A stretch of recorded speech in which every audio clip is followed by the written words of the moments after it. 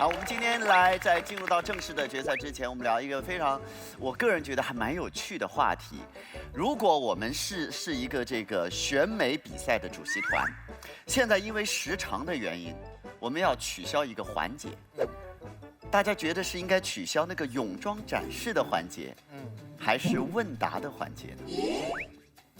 问答的环节就是问说你的愿望是什么？世界和平。要取消这个环节？你觉得是取消这个？不是啊，我要建立一个泳装问答的环节。我跟康永哥的意见不一样，我觉得问答都可以不必要。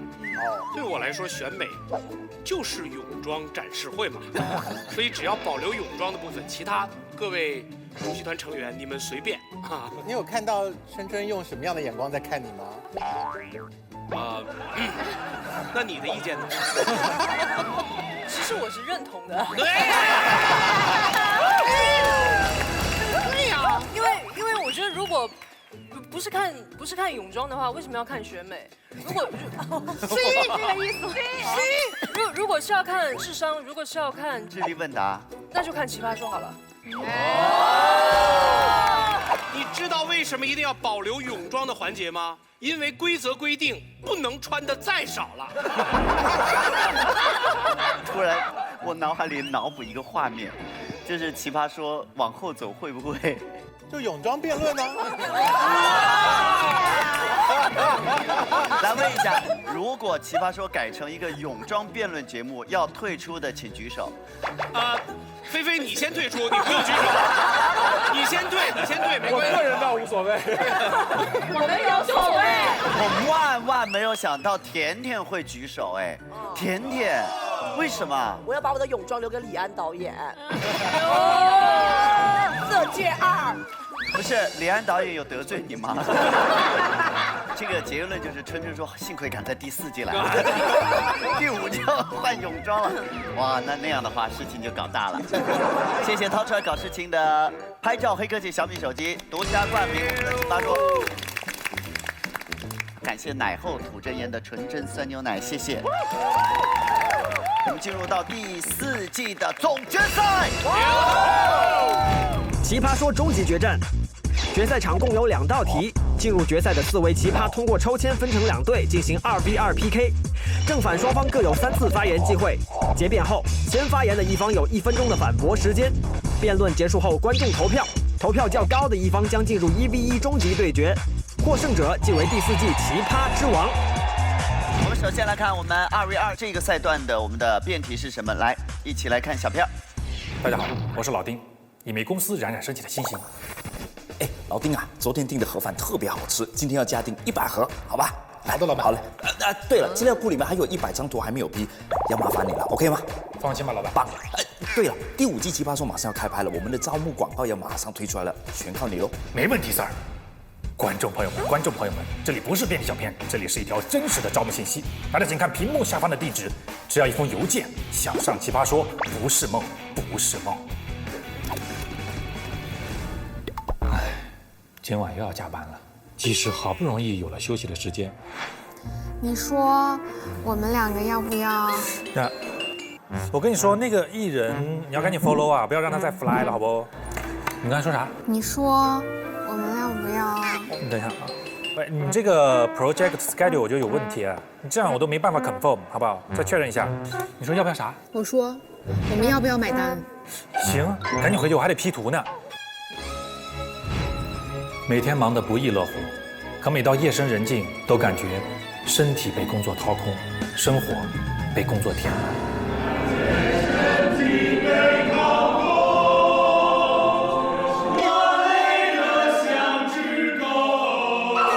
这日子没法过，像正常人一样吃喝拉撒泡妞耍贱都没时间，作息紊乱不说，内分泌都失调。不行，我要辞职。但是反过来想想，忙碌也是一种幸福。毕竟工作使我快乐。小伙子，生活能被工作填满，说明你很有前途。有道理，所以你们说，生活已经被工作填满，我该不该辞职？昨天还是队友啊。对啊，今天就成对手了。本来一向来潇潇都是我的队友，可以帮助我，然后他做了我对手，实在是太烦了。他用各种各样的方法来干扰我准备，像那个苍蝇一样一直在飞。我搞定建标啊，你搞定如今。陈明，我相信你的能力，你就搞定如今和建标2个人，我愉快的给大家表演一个节目。你看如今下不下得了手？纯爱 CP 这么多年。哦，我跟你说，颜如晶每次对我都可下得了手呢。我就没有想要真的伤害他，只有他想要真的伤害我。你说他怎么没良心。纯爱 CP 今天就彻底撕开。大家知道潇潇的真心了吧？我这也能卖出去的咸鱼 APP， 以及玩的不够大，别喝美年达的美年达果味汽水的大力支持。生活已经被工作填满了，到底该不该辞职呢？正方是辞，反方是不该辞。那么我们也首先请我们的导师们用小米手机来亮出你们的直方。就你一个放飞自我的全龄老师。不是啊，因为我是老板啊。像这样工作随便就会被填满的人，说明工作方法不对，赶紧辞啊！可是康永哥，你让我很意外哎。什么事？我觉得你的个性是那种爷不爽爷就会走的那种人。我在奇葩说能够待到现在，你认为我是那种爷不爽爷就会走的人吗？高晓松才是那个爷不爽就会走的人吧？你等一下，等一下，我们官方说法可是因为小松在美国不能回来录影，才没有参加第4季的。美国谁没去过？我也去过。好，那马老师也不辞。我不辞，我身先士卒，我怎么辞啊？对，不辞，肯定不辞。因为说实话，生活没有了工作，有什么意思？你就不是这样的人，你为什么也选择这个立场？我就没有生活啊。你是没有哪种生活？就是比如说，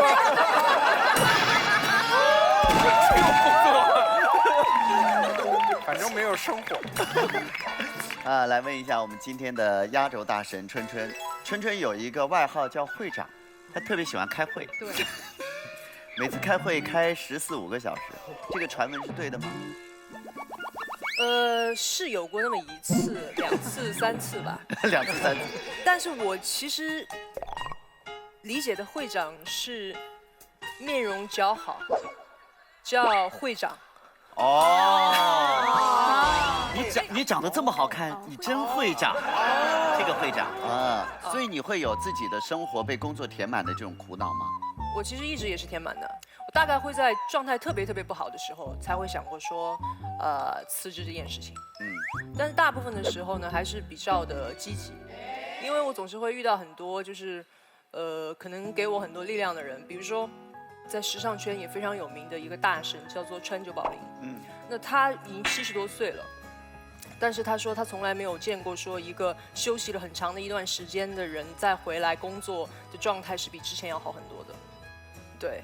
所以我觉得总是会有这样的一些人，他在给我一些精神上的一些鼓励，所以这些人说的一些话、做的一些事情，会调整我自己的状态。从榜样的身上找力量啊！所以他的观点也是反方。他是反方，他不辞。我们接下来的是这样：首先呢，每边选出一个人来石头剪刀布，赢的那个来确定先发言的一方。好，所以呢，首先2队先派出1位。来进行石头剪刀布，来决定我们的这个先发言那方。好，石头剪刀布，石头剪刀布。好，潇潇赢了。所以潇潇可以选择先发还是后发是吗？对，我们后发吧。后发。好，后发好，请坐。好，那接下来，何老师，在他们开始之前哈，我说一点感受哈，就是你看这边啊，特别像就是被学校请家长，妇女，知道吧？就是一个倒霉孩子把他爸带到了学校，这边特别像要离婚，你知道吗？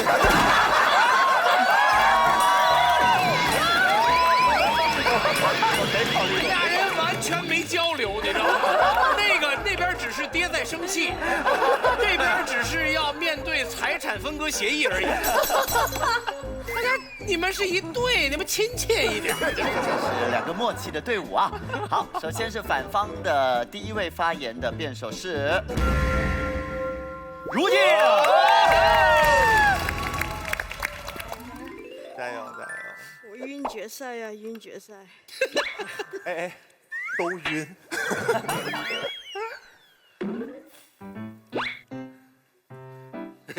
让他放松一下没关系。加油！打。半决赛讨论这道辩题，一看就知道是米未的编导们太累了。讨论生活被工作填满之后，到底该不该辞职，充满私心的一道辩题。我们很多人时常会认为自己的生活被工作填满了，其实想一下，也不是生活被工作填满，只是我们的时间被工作填满了。我们觉得我们很多时间应该来做很多事情的时候，都在工作。没有过自己的时间，我曾经也有一段这样的状态，我甚至连睡觉的时候都觉得，哎，我舍不得睡觉，我觉得我的时间不够，我应该拿来再做多一点事情，睡觉太浪费了，这是常常有一种状态。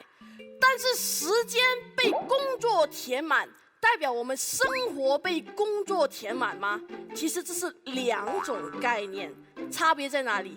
因为你拿得了我的时间，拿不了我的专心。这东西我在跟别人去吃饭的时候曾经体验过，就是他硬要跟我吃饭，他说我约你吃个饭吧什么的，我说好吧，那我们去吃饭吧。那在全场吃饭的时候，我唯一想到的东西就是菜什么时候上，菜什么时候上，应该吃什么东西，前面吃的东西是什么好吃的。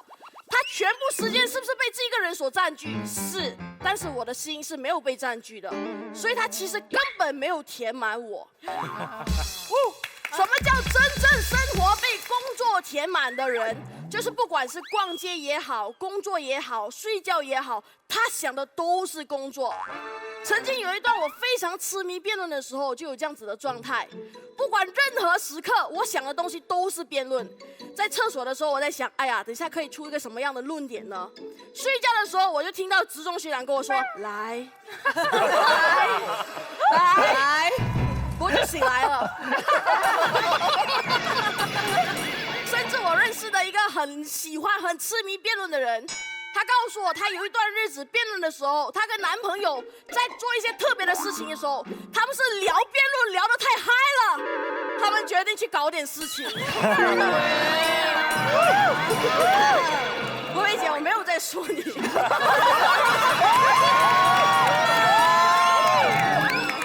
你们辩论圈是有多乱？这就叫做真正的被辩论填满了你的生活，你无时无刻想的都是辩论。同样的，反过来说，你不可能可以用我在不自愿的情况之下用工作填满我的生活，因为我肯定非常厉害的能找到偷懒的方法。你说不可以离开工位，我打字的时候我就在脑袋里面想其他的东西。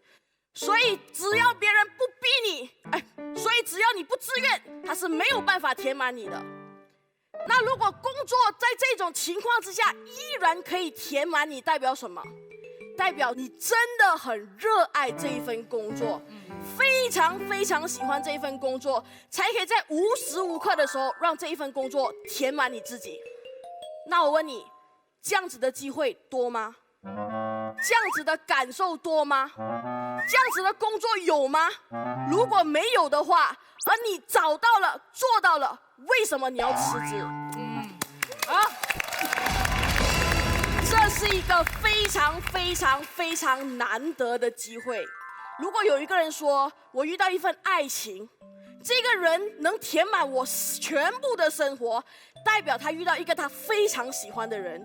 如果有一个人说，我遇到一个信仰，这个信仰能填满我所有的生活，代表他找到他自己的大神。如果有一个人说有一份工作能填满他的生活，代表他找到一个最好的工作，这时候不是离职的时候。我为了讲这个论点，不可以只是讲理论，我想要找一个例子来举例一下。我想了很久，到底有什么样的人可以为工作填满他们的生活？我找到一个，你们猜？建彪，不是，谭商丈。唐神的工作是什么？取西经。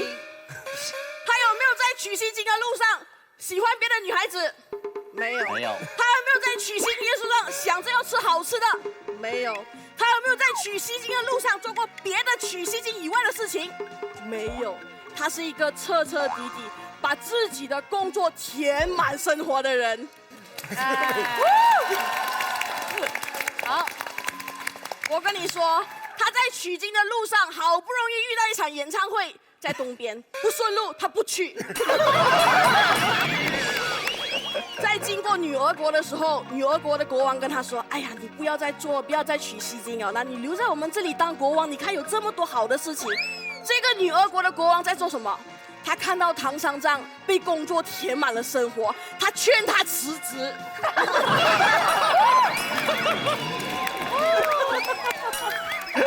但是唐三藏有答应吗？他没有。他说：“因为这是我最开心、最满足的地方。”他觉得取经才叫快乐，留在女儿国那叫痛苦。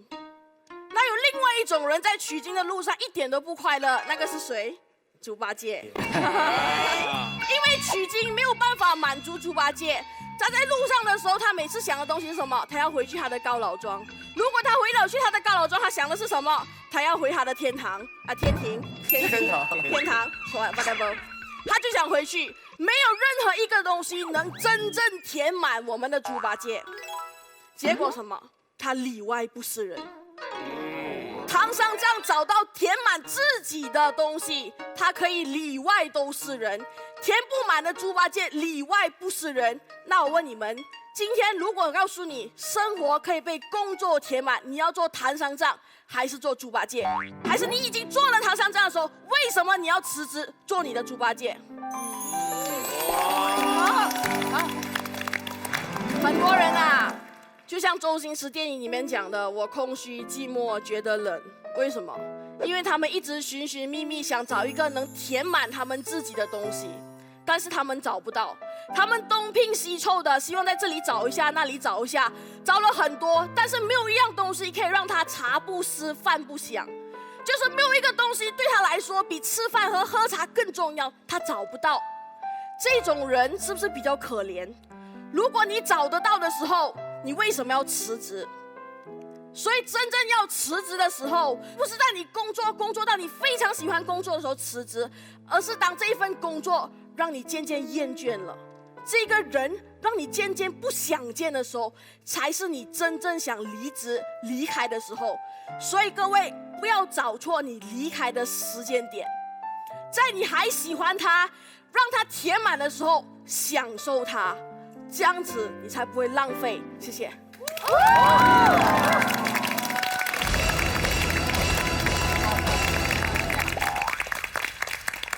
哇，好 ，OK， 好，这个点不知道在不在我们正方的射程范围内，差不多。好，来，潇潇。首先啊，刚才如今提到一个很可爱的说法，他说工作只是占据了你的时间，没有占据你的生活。没有时间，我拿什么去生活？我天天想，就像如今说的，他喜欢吃鸡，他想着吃鸡。我天天只能想着鸡，我没有时间去吃鸡，这是什么生活？我天天在幻想鸡的味道。我为什么工作？因为我要赚钱。我为什么要赚钱？因为我要花钱。工作占据了我的生活，我连花钱的时间都没有，我为什么要工作？好，其实啊，我要跟大家讲一个点，就是刚才如今说你为什么会觉得你的生活被工作填满了，是因为你热爱你的工作，但在我看来恰恰相反。如果你热爱你的工作，你会问自己，我该不该辞职吗？你会觉得你的生活被工作填满了吗？不会，你爱它，所以你不会觉得这是负担。好，刚才呢，我们讲到一个点啊，其实像刚才很多人也说，我的生活被我的工作填满了，但我想了一下，这种说法特别矫情，其实真的填不满。填不满。我今天录奇葩说，录到凌晨1、2点，完了之后庆功宴，明天早上7点钟要起床化妆，但是呢，我中间还不能抽1个小时去纯 K 喝杯酒。时间真的填不满。你之所以会觉得你的生活被工作填满了，那是因为你无聊。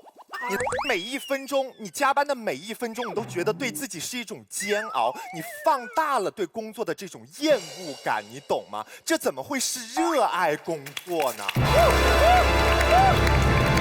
来，我跟你说，不同的题啊，放到不同的语境，就有不同的意思。比如说，我今天跟你说，我觉得我的生活被工作填满了，我该不该辞职？你会觉得他真的是该辞职，因为他好像没有生活了，他过得好丧。但是另外一种情况，他这么跟你说，哎，我跟你说吧，我的生活呀被工作填满了，我们老板离不开我。哎呀，天哪，公司什么事儿都要我一把抓，明天我还要陪我们老板去法国出国，烦死了。哎呀，我真想辞职。这个时候你告诉他该不该辞职？该辞职，因为你明显感觉到他在干什么？他在装。大家知道这是一种什么样的感觉吗？就是明明都已经瘦得皮包骨头了，跟你说啊，你看我胖的，我想去抽脂。这个时候你听到他在装，你应该怎么说？该，你该去。一个人告诉你，哎，我男朋友烦死了，每天一直给我打电话，我一点私人空间都没有，我真想跟他分手。这个时候你要告诉他什么？该分手。我告诉大家，什么才是最高境界的撕？不是处他，不是怼他，是顺着他说，让他自己打脸。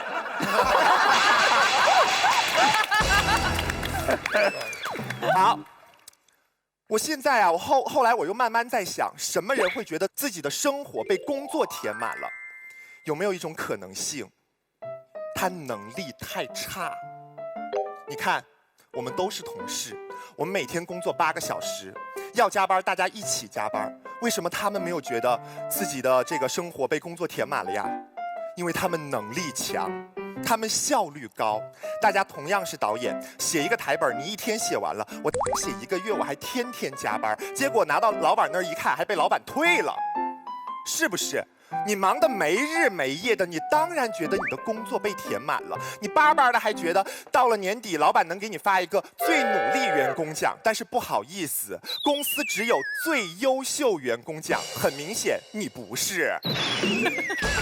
那遇到这样的情况，这说明一个什么样的问题？说明这份工作根本不适合你，你做这份工作根本没有前途。那你该不该试着去转换自己的职业跑道，勇敢地接受自己真的没有天赋？好，我们这道题啊，大家看到了工作，看到了生活，看到了填满，但是大家有没有看到一个字？被。被填满这个词同样可以用来反驳如今说我热爱这份工作。你如果热爱这份工作，你不会被填满，你会想方设法的自己找机会去填满，对不对？被说明什么？别人交给你的任务，你被迫完成；别人给你的工作，你被迫要按时交到他的手上。你所有的一切，你工作所有的内容，都是别人交给你的，你是被迫的。那这样，你觉得你的才华和抱负在这里能够得到施展吗？很明显不能。但是在这段工作关系和雇佣关系当中，你有一个主动权，那就是辞职。谢谢。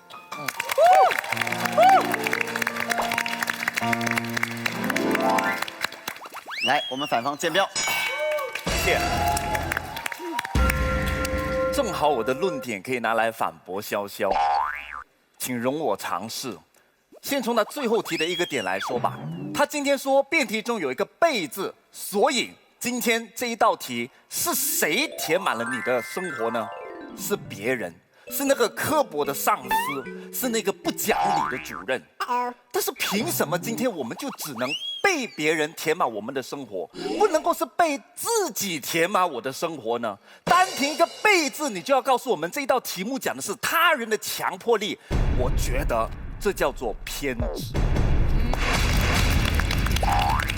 倒回去讲被字之前，他的另一个点说的是什么？他说的是啊，其实你很多时候会感受到自己的生活被工作填满，因为你没天赋，你没能力，所以别人用很短的时间可以完成，你没有这个足够的能力去完成，因此他就注定了你没天赋，所以你应该赶紧辞职。但是我问大家，只要有上过班的人，我们问我们自己，我们在什么时候是最容易感受到自己的生活被工作填满了呢？刚上班的时候，对不对？所有的职场新人在一开始的那个阶段，一定深刻的感受到自己的生活是被工作填满的。为什么？因为正如刚才潇潇所说的，因为在那个时候你没能力，所以别人可以很短时间完成工作，你要耗很长时间完成。你没资历，所以别人可以凭借过去的经验加速他的工作，你没有，所以你要用很长的时间完成。但是我们问大家，那你的意思就是，只要我们在成长期中，我们发现我们在积累自己的资历和方法的时候，我们生活被工作填满，就要赶紧走吗？你知道这很像什么吗？大家有考过高考的人应该都懂，在高考前那2年，高2、高3，你的生活是不是被高考填满？都是，对不对？因为这个时候是你的打拼期，你打拼是为了什么？就是为了在这2年的筹备期过后，来到大学，你可以过上4年没羞没臊的休闲生活。这就是他的目的啊！所以各位，你知道吗？用潇潇刚才的说法来建议我们，在这个时候你打拼，你觉得自己的生活被工作填满，你就要赶紧走。它其实就是叫你面对高考筹备期，一感觉复习时间填满生活，弃考。那等到什么时候再考呢？兴致再起来的时候再考，重新再筹备一次，筹备，哎呀，我又感受到被填满了，再弃考。什么意思嘛？你知道对方被有最大的错误在哪里吗？他们眼中看到的生活就只有这几年。但是生活，如果你往大一点来看，你会发现，如果你没有前几年坚持的能力，你就不会有后几年选择的权利。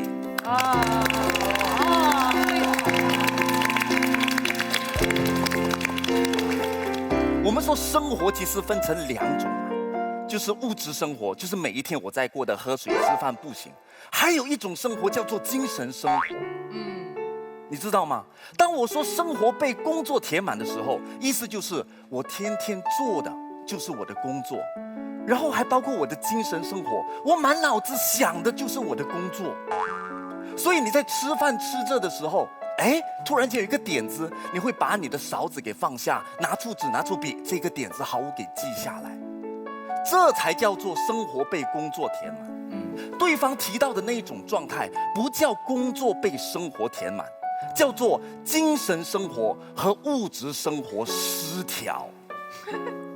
所以你时间上固然是被占用了，但是你的精神生活想的是另一码子事情，所以你会觉得非常痛苦，你会觉得很无奈啊，你会觉得我是不是要重新调整我的时间？问题不在工作填满了你，问题在于工作没有填满你，这才是问题的原因啊。那很多人听到这一道题的时候，第一反应就是想吐槽我，因为我其实老实说，我就是一个生活被工作填满，或者说我是一个没有生活的人，或者我的工作生活就是我的现实生活的人。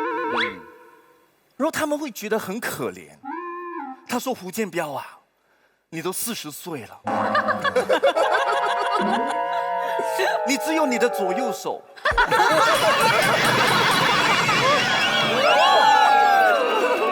你没有女朋友，你不去看电影，时下这些流行的歌曲你也没有跟进，平时也没有和朋友爱去纯 K， 他们觉得我这种活法非常苦，但是我真的苦吗？老实说，我这些朋友对我施予的那些同情，我心里有一种很妙的诡异感，就是你不知道我有多快乐啊！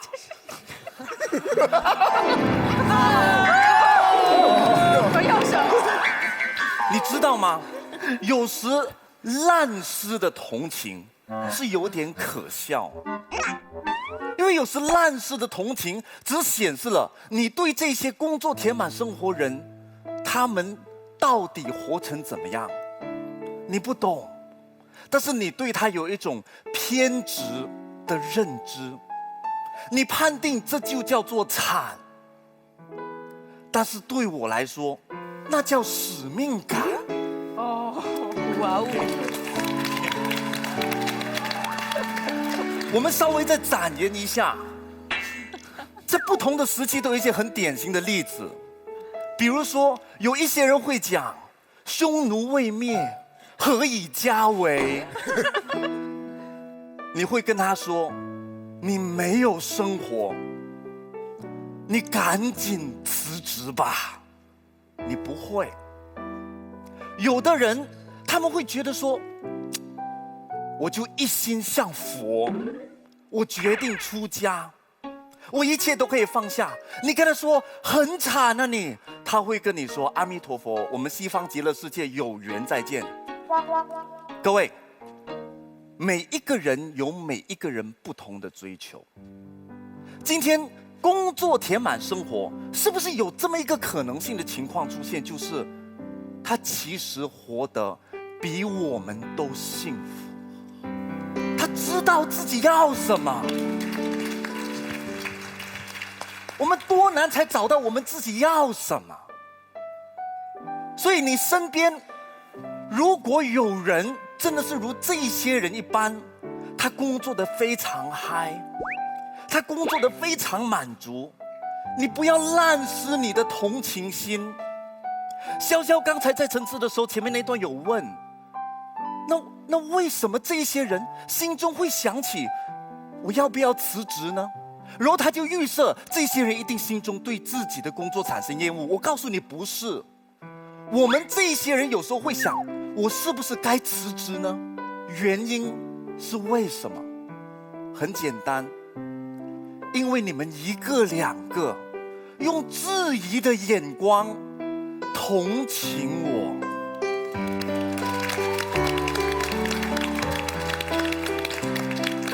最后一句话，不要用你的同情心阻断别人的取经路。谢谢。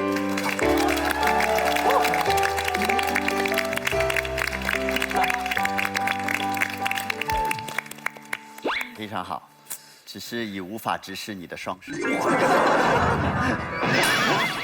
到陈明老师来，欢迎。好，几个点啊，一个一个来。建彪兄先说的后面一个点，说不要妄自揣测和评判其他人的价值观。注意，题目不是说你有一个朋友，他被工作填满，他想辞职，我应该给出什么建议？不是，题目是说我感觉自己的生活被工作填满，我该不该辞职？所以这是一个个人价值观的选择，不是我们在评判他人的价值观。注意视角，刚才可能稍有偏差。然后最具有欺骗性的，我在底下差点都被忽悠到了，是如今一开始说的一个点。然后建彪兄又把它加以延展，他说一个人呢，发现自己的生活被工作填满，只有一种可能，那个工作正好是你热爱的工作，你才会主动的把自己的精神世界全部填满，这才叫真正的填满，没错吧？对。我们想一下啊，我主动的，就是热爱的吗？在这个中间还有没有一丝界限？我能够想到的，跟你们刚才所说的所有生活啊，所有的生活被工作填满，还有一类人，我第一个看到这个题目想到是创业者。很多创业者就是你说的，坐在马桶上也在想，躺在床上也在想，做梦都在想拉投资。有很多创业者做着自己热爱的工作，还有很多不是。主动的把自己时间填满，还有一种可能是责任的驱使，因为有团队，因为有人跟我一起出来拼啊。我身边有很多创业的朋友，刚开始的小公司10几个人。累得要死要活，每天生活那真的是生活被彻底填满，无时无刻不在想下个案子下个案子，因为他知道底下人要发工资，不是他爱这个工作，他们焦虑，他们迷茫，他们有时候晚上非常痛苦，但他逼自己，我一定要把时间填满，要不然我怎么对得住他们？这是不是主动的？精神生活中的所有的时间被工作填满了，爱吗？不一定。注意，这是你的第一点偷换，然后再到第二点。建彪兄列举了霍去病，如今列举了唐三藏，一个一个青史留名的大英雄，告诉了我们有一种一心向佛、何以家为的这种心态，能够成为这样的巅峰人物。说到这个点上，我觉得跟我们这边秉持的价值观就正好冲撞起来了。这是一个人生，你要活什么样一辈子人生的选择，我完全同意。真的碰到了自己特别热爱的事情，而且把所有的时间都花在上面，功成名就，能够在你所在的这个领域很大概率的走到金字塔的顶端，这些部分是我方承认的。但是我们现在要提出的问题是，我们每个人的选择在日常生活中会是什么样子？你知道我看到这个题目，我的第一个想法是什么？生活所有的时间都被工作填满，没有孩子吗？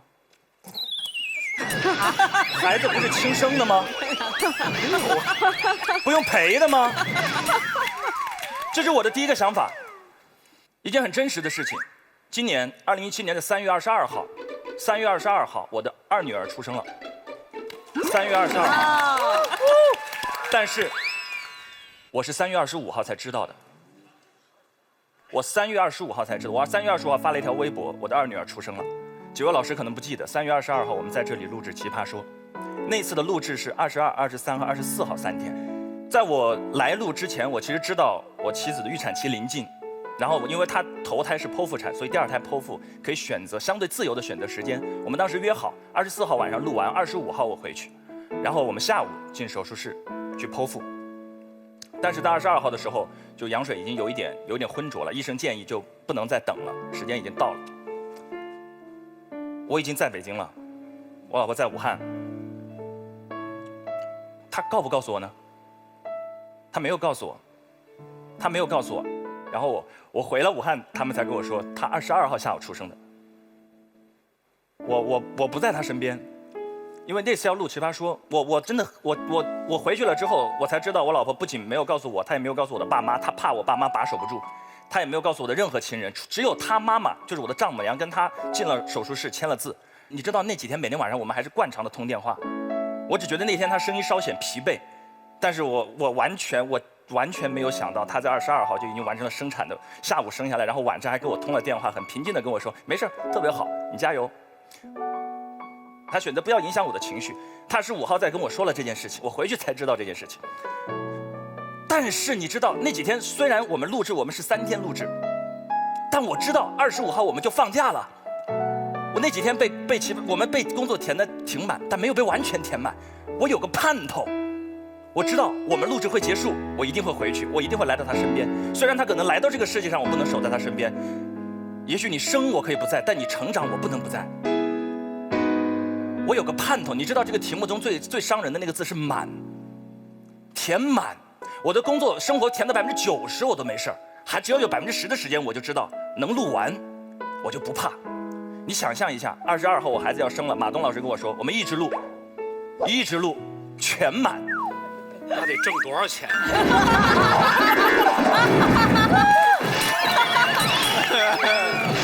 你也没时间花，不是都急得要绑架马老师了？这日子好，可能有的朋友说，可是我没有孩子，那没有爱人，有父母总有吧？不陪的吗？不陪的吗？我们的人生只有工作这一个主题吗？我很奇怪，我真的很奇怪，已经被工作填满，哪怕是被你真正热爱的那个工作填满，你都不应该让它被填满，不能太自私啊！我们人生不是我们一个人的人生，不是只有我和我爱的那件事啊！我们身边还有那么多关心我们的生命，一点时间、一点空间、一点精神上的空间都不能给他们吗？然后说到建彪兄，最后说到这个生命的这种价值观的选择，我想到了我自己。建彪兄刚才说到了，真的，我们真的是这个题目太契合。建彪兄是个创业者，而且大家都知道监工性填满。我是个大学老师，我为什么会选择当大学老师？我博士毕业的时候，当时有2条路选择，因为我学的是传媒专业，我当时还有一些可能性做媒体人，还有一个可能性是留校。我为什么留校？因为每年有3个月带薪休假，寒假、暑假。我当时之前跟我老婆就有约定，我们每年的寒假去一个国内的地方，暑假时间长接近2个月去一个国外的地方，每年去2个地方旅游。这样到我们快60岁的时候，世界地图一铺开，我们这里去过，我觉得很幸福。现在我有2个女儿，她们需要成长，她们需要陪伴，我觉得很幸福。我们在大学里工作最大的优点是什么？这样说武大可能都要嘲笑我，对吧？但这是实话，我们的生活没有被工作填得那么满。我当时为什么没有选择去媒体？博士的最后2年其实有在媒体实习和工作过。那种极强的放电状态，会让一个人很快进入到茫然的程度。你不要看我们这么多人天天站在这里啊，嘚吧嘚在那逼逼，这都是在放电呢。我们肚子里东西也是有限的，我们天天不断的输出，我们就不担心有空的那一天吗？我为什么喜欢高校的那种氛围？因为它有图书馆，它有闲暇的午后时光。我们也是人呢，我们需要充电，我们需要插头啊。时间被工作填满，你拿什么时间去充电自己呢？你们不用充的吗？有一个词叫做智力冗余。其实一个人，我们脑科学研究的结果，所有的这种创造性、开放性、突破性的思维都源于空闲时光。你知道每次我想奇葩说论点的时候，想的最舒服的时候是什么时候？是洗澡的时候。我不知道还有没有人是这样，龙头打开冲澡，冲的自己全身放空，很多东西就冒出来了。被工作填满的这种高压，被工作填满的这种高压状态，其实极其不利于这种创造性的思维的。像刚才提到的艺术家，他们不游历世界的吗？他们不去看那些曾经的大家的作品和风格吗？他们不去在陌生的生活和世界当中去寻找灵感吗？他们不用放空自己的吗？放空自己，找到你生命中的那个插座去充电自己。我真的承认，建彪兄，我真的承认，那样工作真的像您和您刚才秉持的那种价值观那样工作，有很大概率的走到塔尖。塔尖的人真的都是那样。但是我们芸芸众生，我们普通人，或者说我所代表我自己所信的那种价值观，是多元的，是都可以的。我有时间工作，我有我自己热爱的事情，但是我不让它填满我。我给妻子点时间，我给孩子点时间，我给图书馆一点时间，我给林荫大道一点时间，我甚至给一个沐浴头让我自己放空的5分钟时间。现在不是对错，因为这当然没有对错，现在是2种价值选择。各位朋友们，你们坐在身边也是一样，你们面前也是2个选择，那也是一种人生的价值观，这边也是一种人生的价值观。你们扪心自问一下就好，我想选哪一种日子我过得开心，选它就行了。谢谢。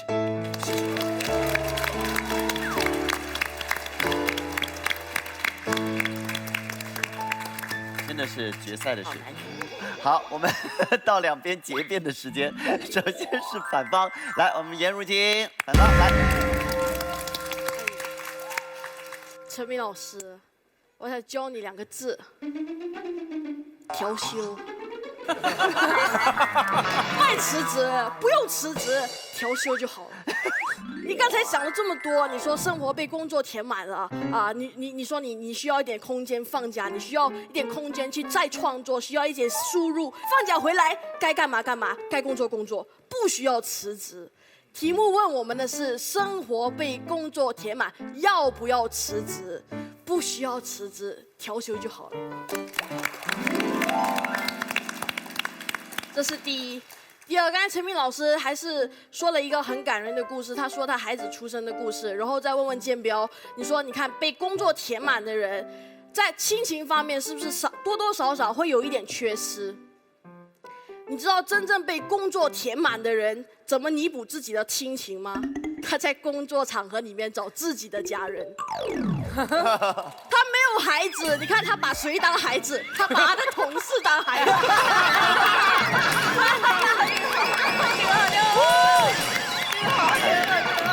很诡异，但是他确实是如此。而且我觉得陈明老师的老婆特别好，叫刘老师是吧？刘老师就是遇到了一个能让爱情填满他的人。所以在陈明老师当她自己怀孕了，当她生孩子的时候，她想的还是陈明老师。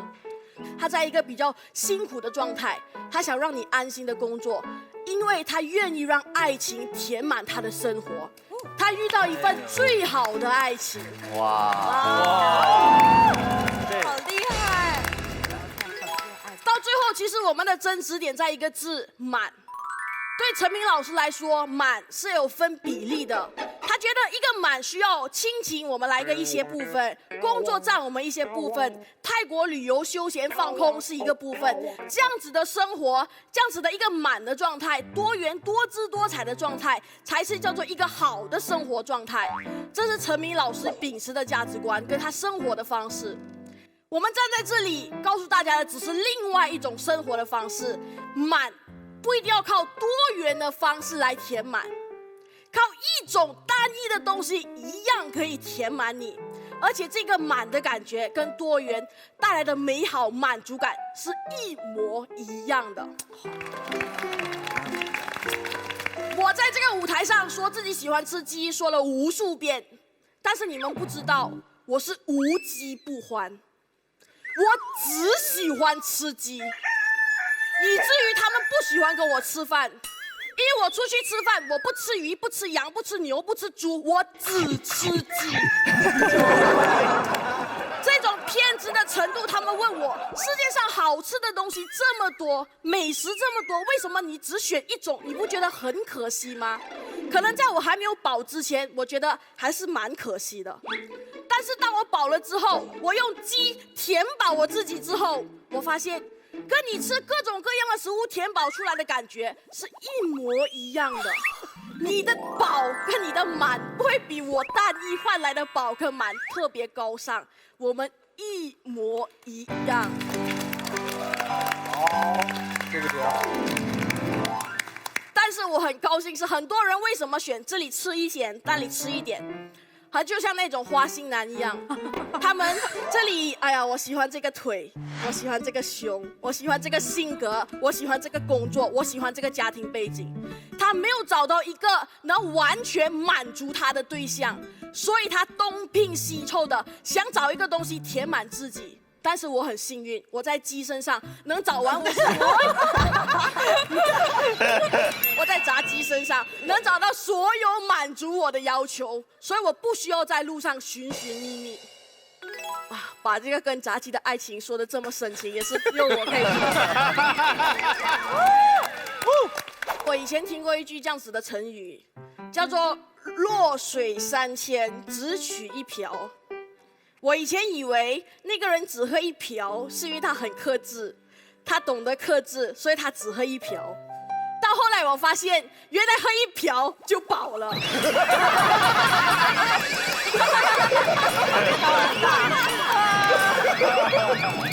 所以喝一瓢就饱的情况之下，整条河在我面前，所有的美好再喝下去，我只会想尿而已。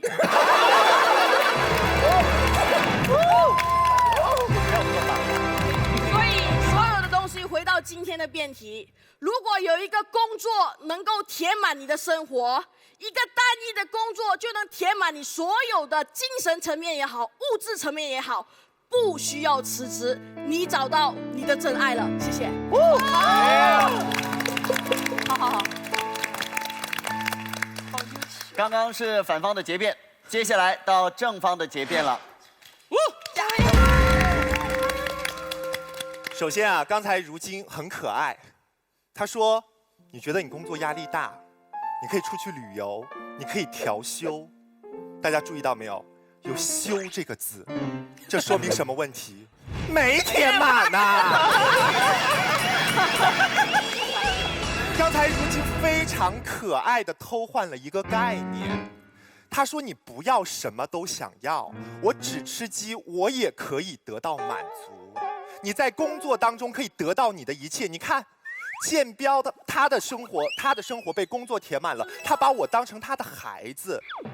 按照如今这样的观念，我们用工作填满自己，我们要在职场找孩子，我们要在职场找爱人。”如果我们缺乏亲情，我们还得在职场给自己找个爹。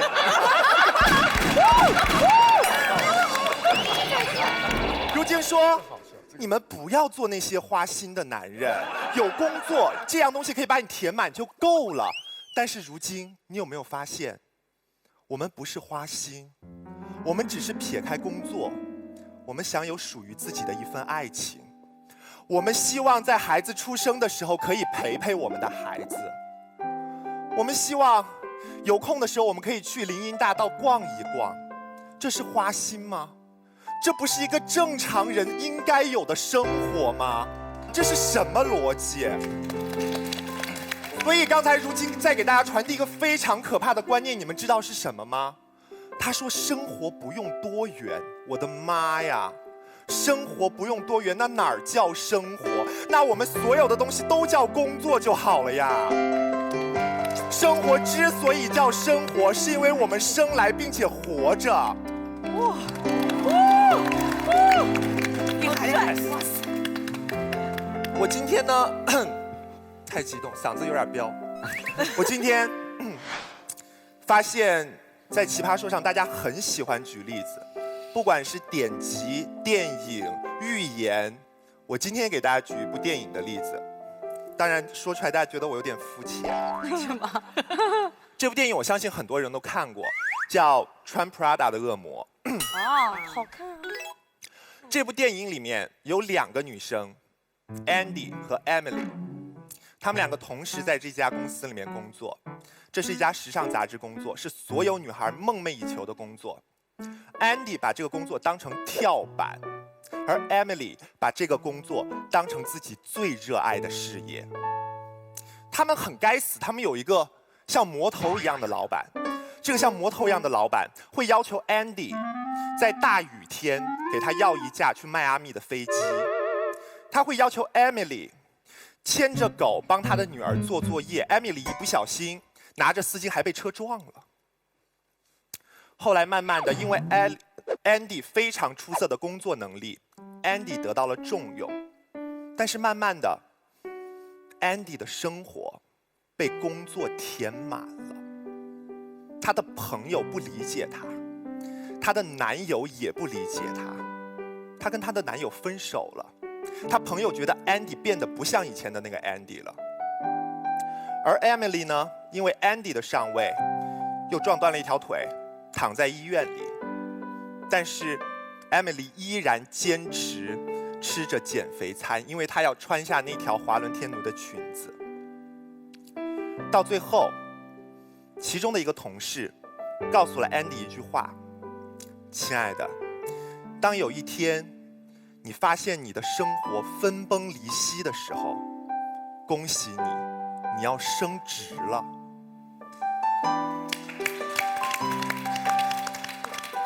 Andy 升职了 ，Andy 得到了他想要的一切，但是最后 Andy 辞职了，因为他知道自己最后想要的是什么，他想去一家传媒做一个像董卿一样的民生新闻记者，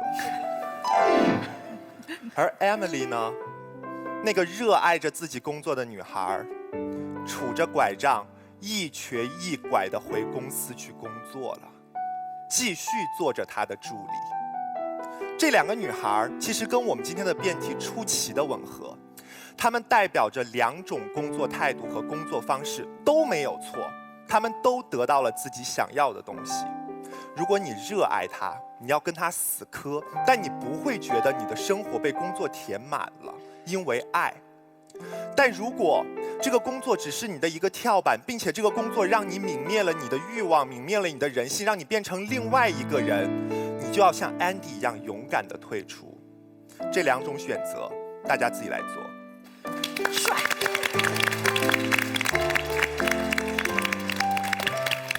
好，根据我们的规则，先发言的反方还有60秒，我们有时间的提醒，请开始。哎，等，开始了。好，其实讲到这里，你们也发现，其实很简单，我们只要想，我们是不是一个可以让工作填满生活的人？如果是一个愿意走单一生活、已经找到这份工作的人，我们不需要辞职。这些人现在为什么今天听了半天，我们很难做决定？因为这些人很少。我举了一个唐三藏，他举了一个自己。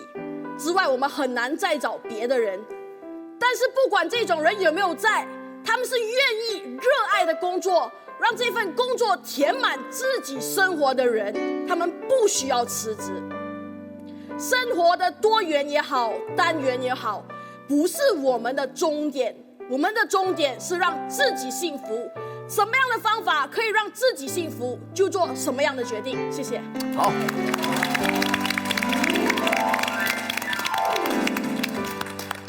感谢双方，今天只有4位，依然给我们带来这么多新的观点，这么多有趣的表达。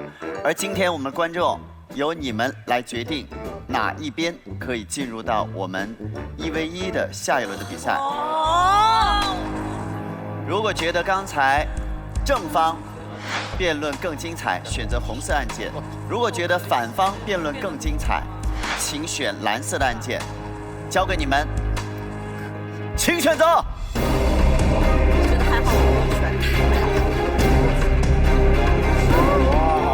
3、2、1。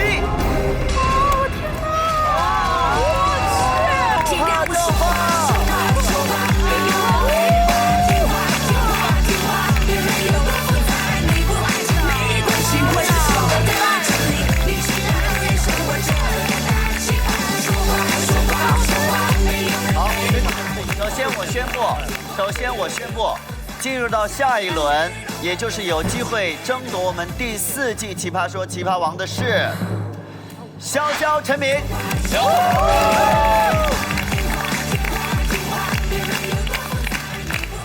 我现在要请你们离场，稍微给你们5分钟时间准备等一下的辩题。对，现在离场，我待会儿会请你们回来。而现在我请大家用热烈的掌声送给我们，真的是惜败1票之差，真的是惜败，送给我们的如今和建彪。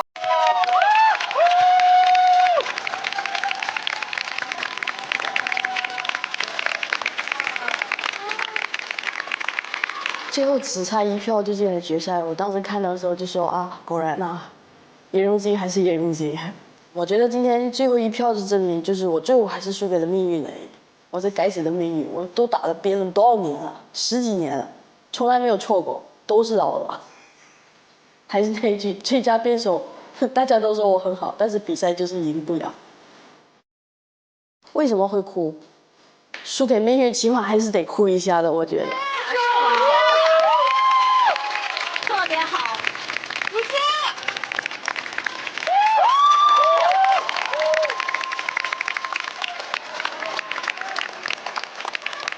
每个人都会有自己心中的一个王，只要有比较，就会有遗憾。我相信很多的朋友都会把我们心中无尽的善意、无尽的力量、无尽的美好的愿望，送给如今和建彪。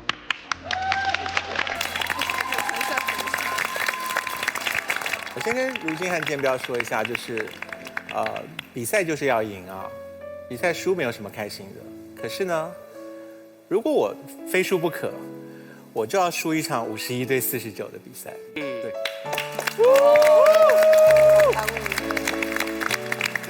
这就是好故事啊！就是人生就是累积故事的过程，所以逮到一个好故事是一个故事。就80比20，这是什么东西啊？就是51对49，好故事。然后将来找机会把溜走那一票要回来。对的。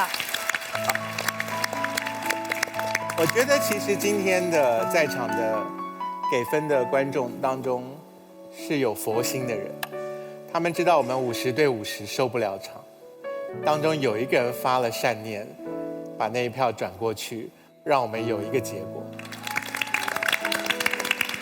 所以我也想，问一下我们台上的，包括我们今天来的春春，包括我们的几位导师，关于这样一个问题，你们有没有听完他们的辩论之后，有一些什么新的角度或者新的想法？我觉得首先是双方的这个观点都非常精彩。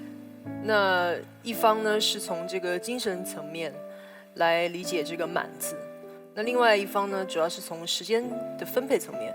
如果我自己有票的话，我会愿意做一个坚持工作不辞职的人。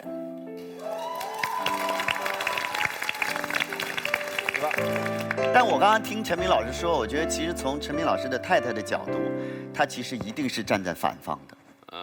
她为什么连自己要生产都不通知自己的老公？她连她请3天假都不愿意，你去给我辞职，这对自己的家人一定不是一个负责任的态度。所以我觉得，其实陈明老师说的这个例子，我觉得反而是给反方一个非常强有力的炮弹。有的时候辞职真的，你觉得我辞职去陪家人，真的是家人需要的吗？我觉得不是，我觉得不是。我其实对今天这个题目很困惑，就是生活如果不被工作填满，我觉得是对的，不要被工作填满。可是生活该被什么填满？我不知道。生活应该被爱情填满吗？生活应该被休息填满吗？生活应该被鸡填满吗？就我不知道，就我根本没有答案，就怎么可能？生活之所以填不满，就是它最迷人的地方。对，我是站在我觉得生活无法被填满的这一队。生活如果被填满了，多无聊！我最大的快乐永远来自于找到了一个新的生活的空间，而不是把现在的生活挤出一块小地方留下来，不给别人用。生活无限大，所以填满了之后，你就再开拓一块新的土地出来。这个是我一直觉得生活最迷人的地方。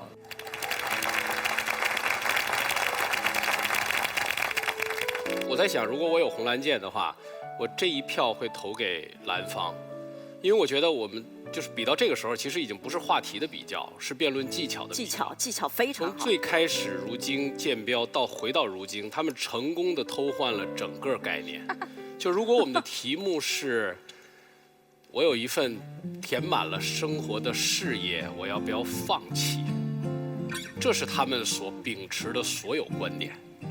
但是题目是工作，工作和辞职是一个先天的联系。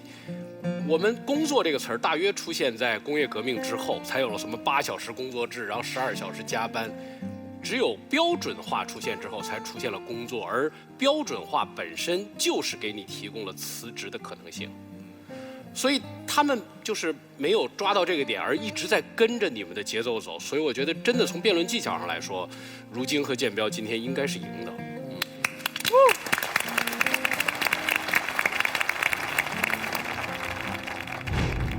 其实心里还蛮紧张的，从来没有在这么短的时间准备辩题。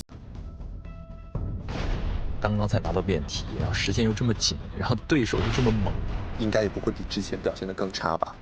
没有任何办法，那只能拼了，还能怎么办？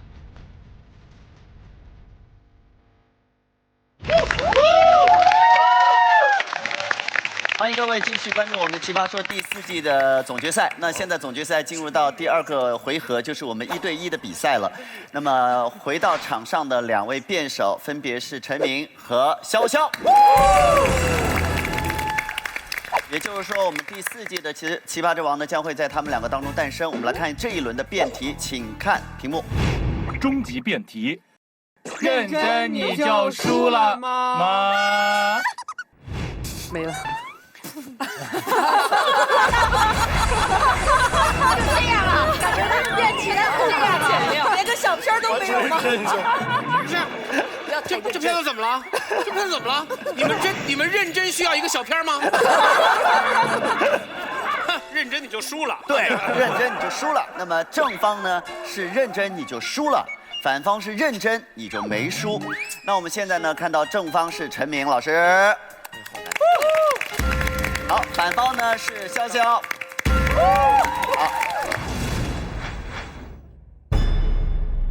来问一下2位，现在的职方是由你们自主意愿决定的吗？是。好，是的，那没问题。那我们现在呢，首先我来说一下我们这个1对1的比赛的过程。2位首先通过石头剪刀布决定哪一边先说，决定了先发言的一方之后，双方进行2轮的辩论 ，A B A B， 最后先发言的那一方按照惯例，最后还会有1分钟的反驳时间。好，我们首先2位请石头剪刀布决定谁先发言。石头剪刀布，陈明获胜，你先说还是潇潇先说？后说吧。你后说是不是？后说，对，啊，你后说。好，来，潇潇先来。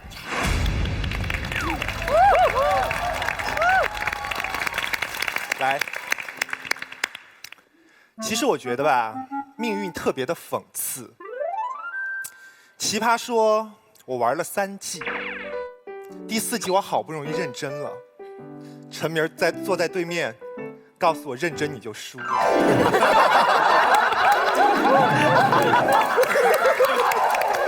小明在家做功课，他非常认真的在写作业。他妈过去问他你在干什么呢？小明说，明天要奥数比赛了，我在努力学习。他妈啪一个耳光给他打过去，认真你就输了。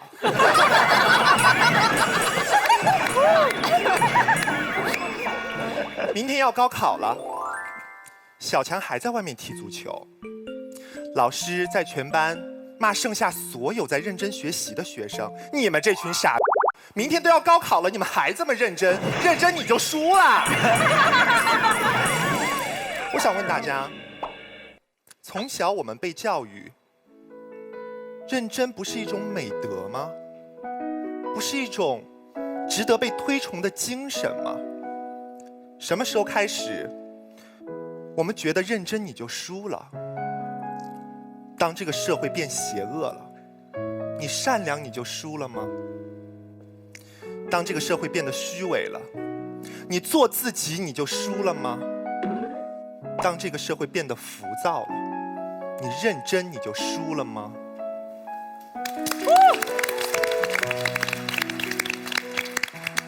再者说，输赢这事儿由谁来定？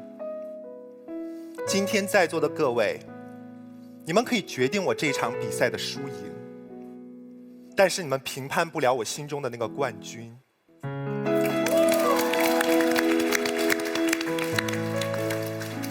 前2季，同样的时间，同样的舞台，我输了，我没有认真。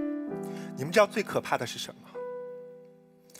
最可怕的不是因为你自己没有努力你输了，最可怕的不是后悔，最可怕的是我本可以。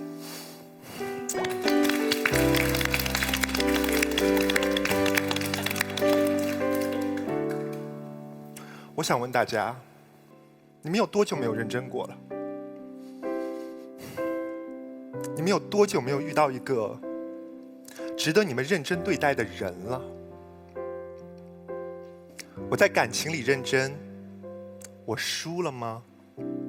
我没有输。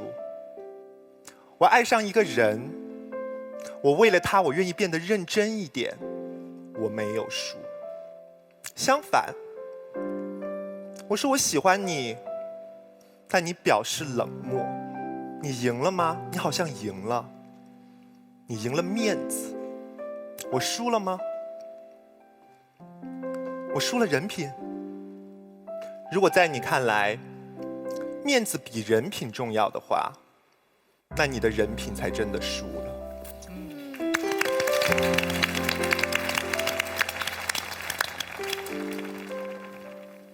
今天我跟大家探讨一下认真的意义在哪里。认真可以让你看到你真实的自己。职中欧巴在外面培训我的时候跟我说，你告诉他们疾风知劲草，什么东西？板荡变忠臣。我翻译了一下，就是狗急了跳墙。潇潇急了也会变娘。你们看我多认真，我多娘。大家有没有意识到，其实有的时候，认真的意义在于你可以给自己一个交代。我很庆幸，今天我对面坐的是陈明，他是一位值得我认真对待的选手。但是如果他告诉我，潇潇，这场比赛认真你就输了，我会觉得他在自降身价，我会觉得他自认为好像他不配跟我比赛。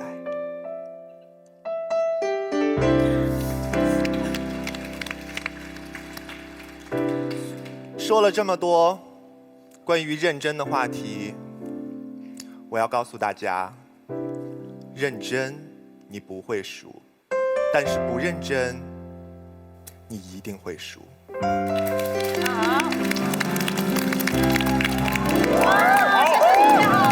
特别好。好，前面。好，潇潇刚才说，认真是美德，认真让我们看到真实的自己，还有认真要了给自己一个交代，让大家回顾有多久的时间大家没有去认真了，然后告诉我们认真是多么的宝贵，我完全赞同。认真之所以是美德，如果认真了就赢，认真称不上美德，它只是个工具。你知道认真你就输了，还要认真，它才是美德。这句话告诉我们的是，输赢没那么重要，在更多的时候，认输才是美德。我为什么要说我拿到这个题目，因为时间也很紧，我一看认真就输了。我最先想到的是什么？是辩论。我们走了这么多季，4季我们一起走起来，很多时候我们也在想，我们站在两方，然后再辩，那么认真的辩，那个意义是什么？几年前，你知道我在网上，我在微博上，经常会看到一些骂战，这很常见。一个话题，2个人的观点不一样，然后就骂起来。那个时候还没有奇葩说，我就经常在想，为什么老在网上吵？我记得当时印象比较深有2位，一个是方舟子先生，一个是崔永元先生，关于转基因的问题经常吵。我有时候不明白，微博上你写一篇，隔了几个月我再回一篇，多累啊！整一个舞台，2面一站，打一场嘛。你说转基因好，你说转基因不好，辩一场吧，立论先，然后完了之后，正方说完了，方先生说完了，崔先生说完了，双方对辩，质证。我觉得你有问题，你觉得我有问题，双方打一场。看完了之后，我觉得这东西靠谱，我要买，那我就去买。看完了之后说，我觉得这个东西真的不行，那我就不买。我觉得这样的方法特别好，那是我最初对辩论的理解。他们双方认真地捍卫自己的观点，捍卫自己的领域，给公众一个清晰而全面的认知。这是不是我们一直以来在做的事情？后来我又发现呢，还不好玩。辩论真正好玩的，很多时候是辩题是抽签决定的。我们很多时候要捍卫那些心底不信的东西，这听起来有点人格分裂啊。所以我当时想到一个方法，我们让方先生和崔先生互换观点辩一场，给他们3个月时间准备，你们搜集资料，你们质证，然后来到一个空间辩一场。第一种方式会让我们观众有最全面的收获，第2种方式会让这2位先生突破自我。这3个月的时间过后，方先生突然发现，那边观点好像也不是一无是处啊。崔先生也会想，他说的也不是一点道理都没有。我们换立场打一遍看，我们回忆一下人在什么情况下会偏执啊？我们回忆一下看，当有一段时间你走着走着，突然觉得遇到了瓶颈期，很大的原因是什么？到了一定的阶段，最制约你的那个，就是你曾经最坚信的东西。那一天我才意识到，辩论最有意思的地方在于，我们不断地换到对方的立场上去。初期我们需要认真，但认真到最后，你会发现那些真正的终极问题，有答案吗？我们从哪里来有答案吗？我们为什么而活有答案吗？我们要不断地转换视角，我们要不断地切换，我们要不断地放下过去那个最认真坚守的东西，换到一个新的领域当中来，然后你会发现，一个全新的世界打开了，一个全新的天空打开了。我觉得这可能是奇葩说再往慢慢做着给观众更多的收获。我其实真正觉得最享受看奇葩说的是，我自己每期都看，有的看几遍。我最享受的从来不是有一位辩手说出了我心中最坚信的那个观点，我最享受的是他说出了我曾经最反对的那个观点怎么这么有道理呢？我充实了，我拓展了，我放下了认真，在精神世界、价值世界的追求，永远是百花齐放的。你在一条路上，那叫一条道走到黑，那叫钻牛角尖。不断的放下过去的认真，你不断的开辟着人生的新格局。我举个接地气一点的例子，大家可以理解。对方的辩题叫做“认真，你就不输”，对吧？我想大家想想一些生活中最常见的时候，打麻将，认真就不输吗？认真你就不输吗？买彩票，认真就不输吗？谈恋爱，认真的爱一个人就不输吗？这几个问题，在第二轮发言当中，潇潇可以回答一下，谢谢。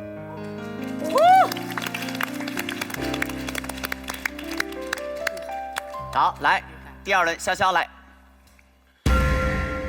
首先啊，厘清刚才陈明一开始讲的一个概念性的错误，听上去好像很鸡汤。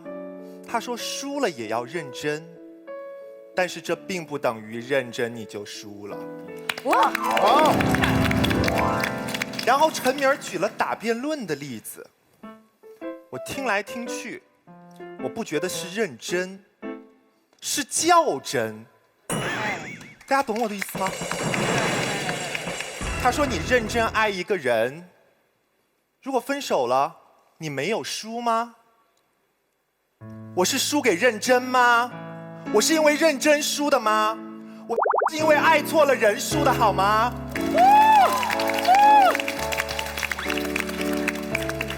漂亮漂亮。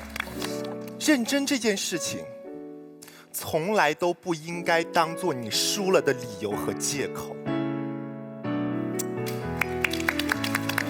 陈明刚才提到，你要勇于认输，好像这也是一种美德哦。但是，我想告诉大家，你要勇于给自己点赞，你要勇于告诉自己你没有输。今天这场比赛，到目前为止，我觉得我打得还不错。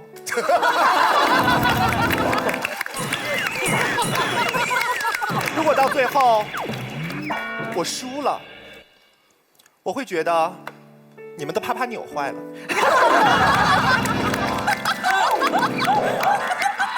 我下去自己给自己做个奇葩之王的牌子挂着，谁敢说我输了？为什么我有这样的底气？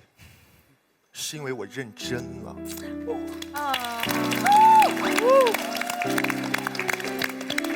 因为我认真了，所以我对得起我自己。同样，在这里我也呼吁大家这种认真的精神。认真你就输了，听上去多像一句网络用语。有人在微博上问你问题，你反驳他，他说认真你就输了，我就心想你有多贱。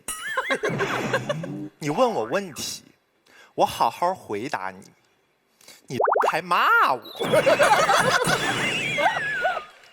所以大家知道为什么我永远无法认可认真你就输了这句话吗？是因为我觉得谁先张口说了这句话，谁才是真的输了。他输给了自己的懦弱，他输给了自己的不敢面对，他输给了自己的逃避现实。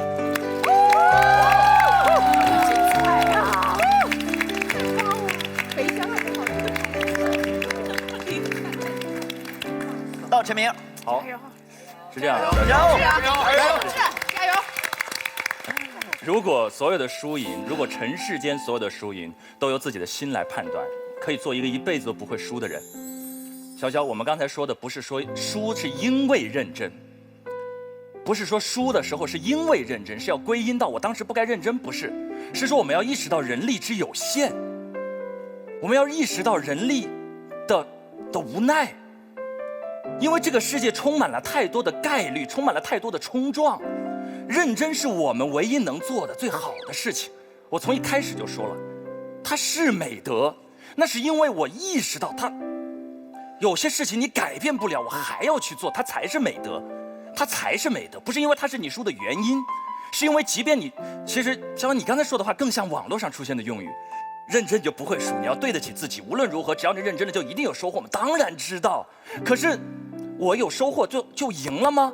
认真的打一局麻将，我一定会有收获，我的牌技会提高，赢了钱吗？我认真的买每一张彩票，我对得起我自己全情的付出，中了奖吗？我认真的追一个我爱的人，我付出了一切，他就会爱我吗？所有的认真都有自己的收获，但不是所有的收获都叫不输，都叫赢，这是两码事。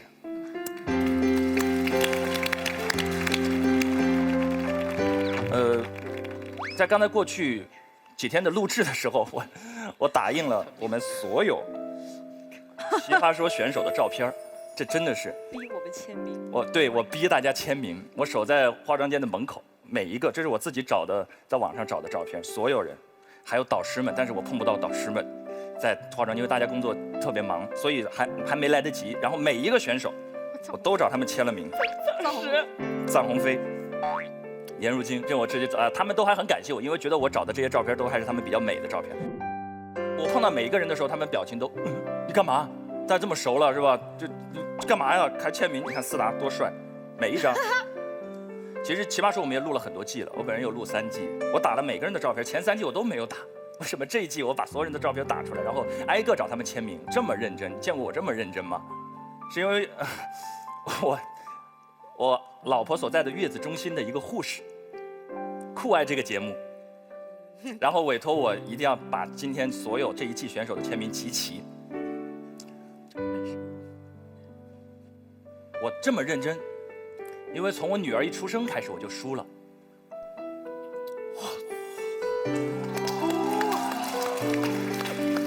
我已经输了，认真我就是输了。这才是她刚刚出生遇到的她在月子中心，那个护士对她很好，她喜欢大家。我辛辛苦苦在网上找，我认真的打印每一张照片，我挨个，大家时间都不一样，我守在化妆间门口一个一个签名。我之前有过这么认真吗？我输了，这是为什么我说认输有什么大不了的？你人生中没有碰到1、2个人、1、2件事让你心甘情愿的认输吗？让你认认真真的认输吗？你爱一个人，你愿不愿意为他认输？但我愿意呀。怎么了呢？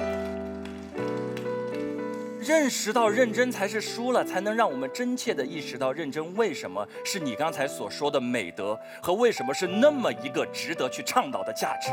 因为世事那么变迁，因为连物质世界都是概率，人情更是不可捉摸的烟云，哪有那么多东西是我们可以坚实地握在手中的呢？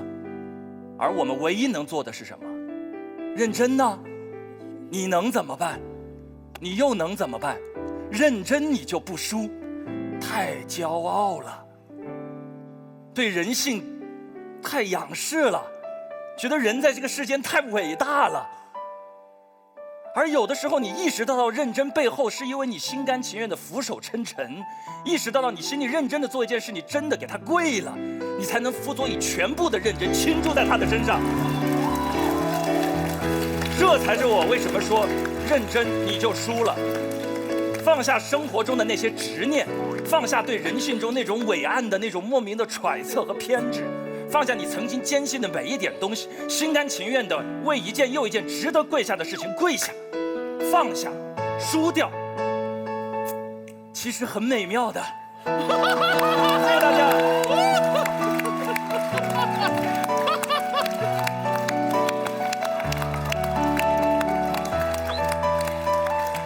肖，你准备好了，我们再开始计时啊。OK 了哈，准备好了，好来吧。好，1分钟开始。陈明刚才讲到，因为人力有限，所以我们不要太认真。但我反驳你，因为人力有限，所以我们才更要认真，不是吗？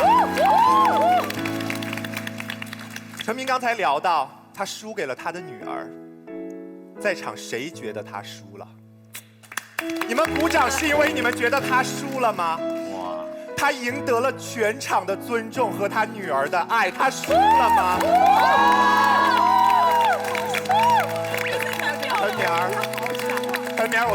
话：面对你爱的人，你要认真；但面对你爱的人，永远没有输赢。哇！最后，送大家一句话：任何被这个世界玩弄的人，都假装玩世不恭，不要装，认真努力。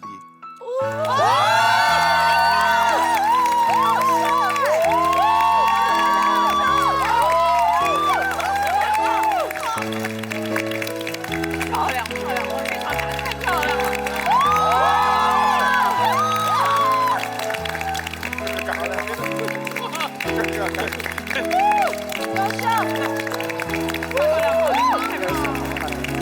太厉害了！来吧，朋友们，你们来决定。2位都极优秀，喜欢陈明按红键，喜欢潇潇按蓝键。各位，请选择。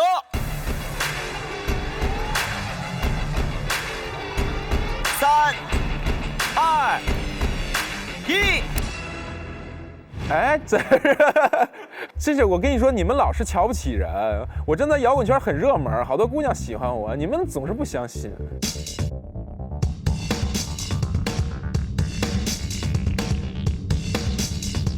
我这2年觉得活得不刺激。奇葩大会是一次冒险，有未知，还有各种可能性，还有意思。刺激还是安全感？我就去刺激一把，我觉得刺激更重要。安迪沃霍不是说过吗？我们每个人都有机会成为10分钟的超级明星。可能奇葩大会这就是你的这个机会。等有一天你年龄大了，你想起来你年轻的时候做过的这个冒险，你绝不会后悔。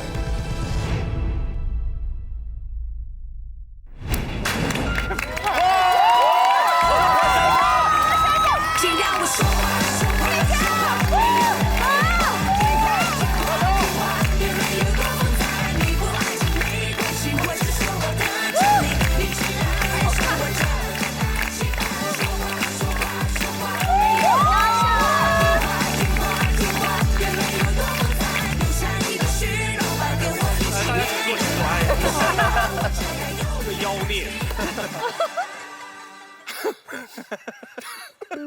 昨天高晓松在这儿说，潇潇第1季来的时候，潇潇是第1季海选的时候最后上场的几个选手之一，而他来上场的时候，是因为他已经买好了回成都的火车票，因为他在北京混不下去了。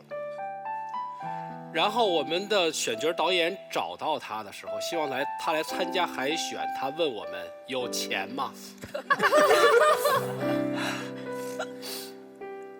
人生如此美妙，不在于他那天什么样，也不在于他今天就发挥成什么样。人生如此美妙，在于他有这么多变化。今天我在化妆间跟康永哥说。奇葩说这么多选手，你觉得4季以来变化最大的是谁？康永哥没有犹豫1秒就说潇潇。对。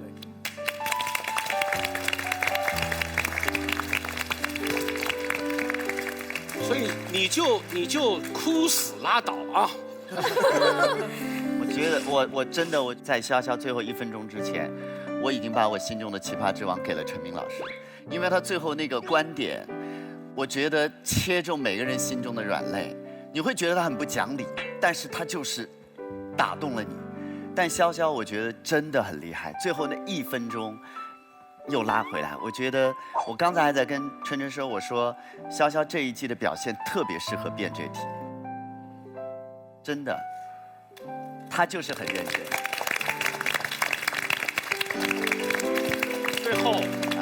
最后请给我一点时间。因为这1季以来，我都没有怎么做过广告。是有那么多伴随我们的客户，这1季都没有什么曝光，都没有被提到过。比如说，马老师，你当时说让大家去扫那个海飞丝那个 logo， 然后就可以拿到钱，如果没拿到钱就找你。我当时举了一个手机，我说海飞丝扫这个码就有钱，没钱你找我。我真的没想到，真的有人来找我。哎，买彩票你还不一定中呢，你找海飞丝好吗？还有就是什么都卖得出去的闲鱼 APP， 我给闲鱼 APP 做了一个梗，就是卖一条我穿过的秋裤，卖出去了吗？卖出去，卖给了第一个出价的人。我们那条秋裤我买还花了22呢，卖了多少钱？7块。那第一个出价的人刚注册，不知道什么顺手点了一下，恭喜你。还有就是玩的不够大别喝美年达的果味汽水美年达，美年达有一个拉罐儿。就抽奖的这么一个瓜分1亿元，瓜分1亿元那个游戏礼包，对，1亿元，据说还剩8000多万。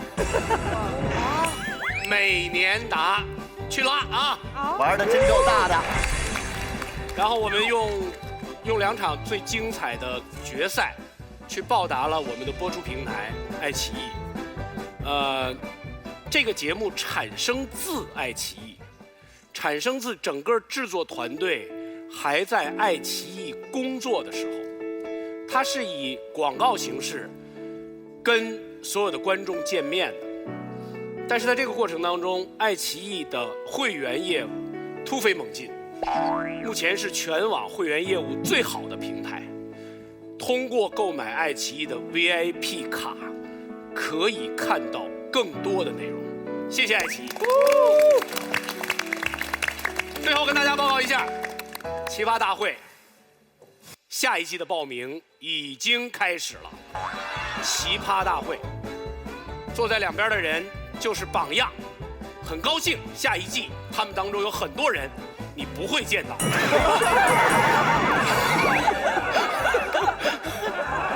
留出了座位，等着你，请你来参加奇葩大会。好。潇潇稍微平静一点了哈，跟我们分享一下你此刻的心情。是我应得的。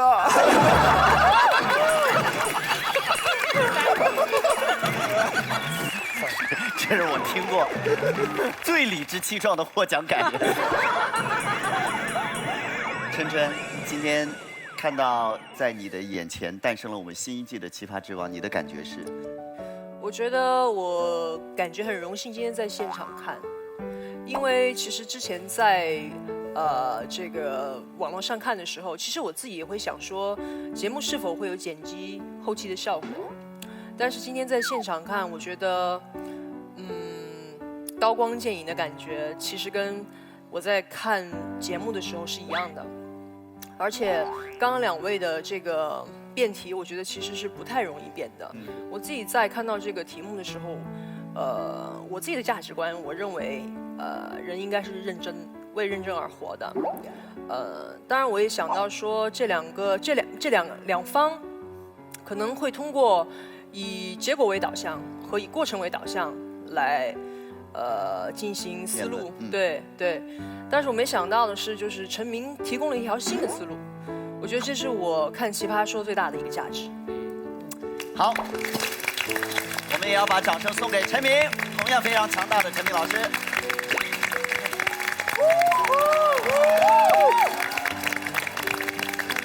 同时再一次祝贺潇潇成为冠军。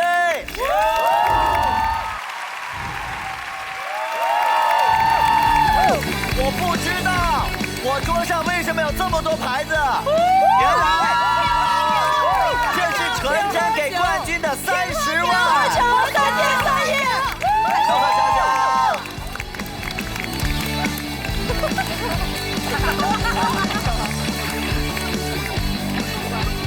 好的，各位，不要以为我们《奇葩说》第4季到这里就要告一段落。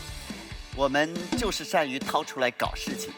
在下一期节目当中，我们为您奉上的是4季奇葩之王面对4位导师的精彩表演赛。还有榜啊！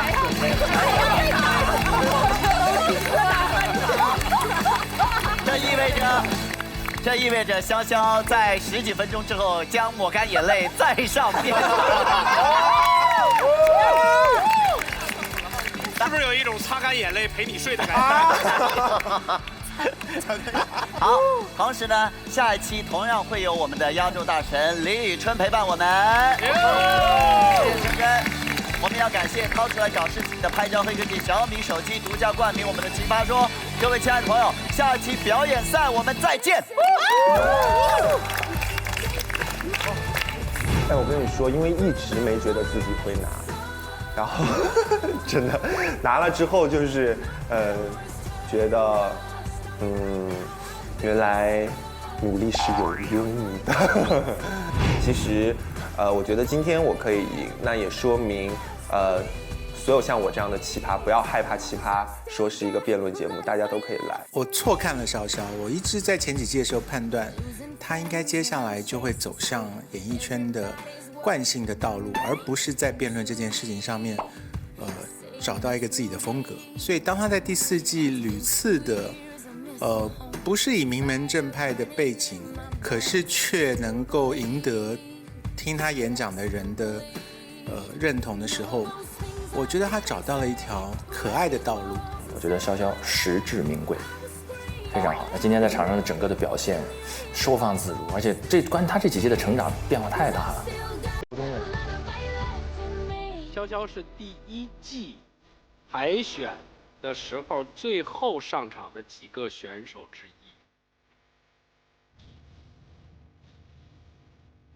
说奇葩说，就算你让我最后拿了冠军，我也是高兴不起来。这是我应得的，有什么好嗨的？我都娘成这个样了，我都不想 AA 制。你个纯爷们儿，你 AA 制，该看就得看，今天晚上回家就看，瞎猜个措手不及。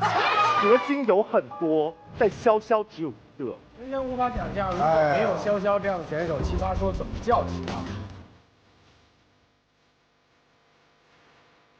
葩？潇潇要第2次总结发言。哎呀，不懂车，这个过去啊。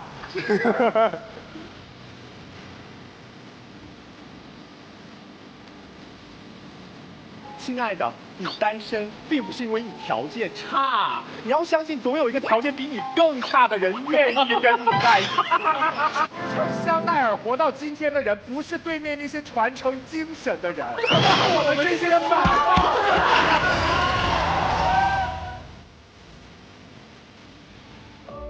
女人的浪漫都源自于他们的作，而一个男人对女人最好的承诺就是陪她作。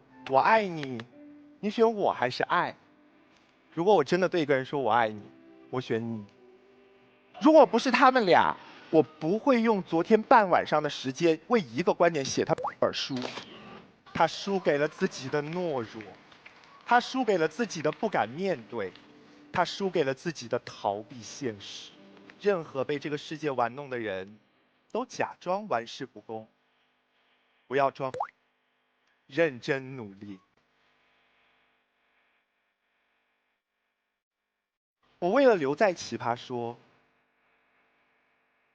我走进了辩论，我一点都不后悔。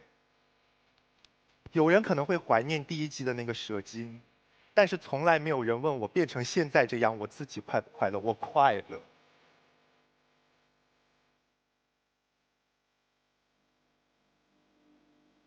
这是我应得的。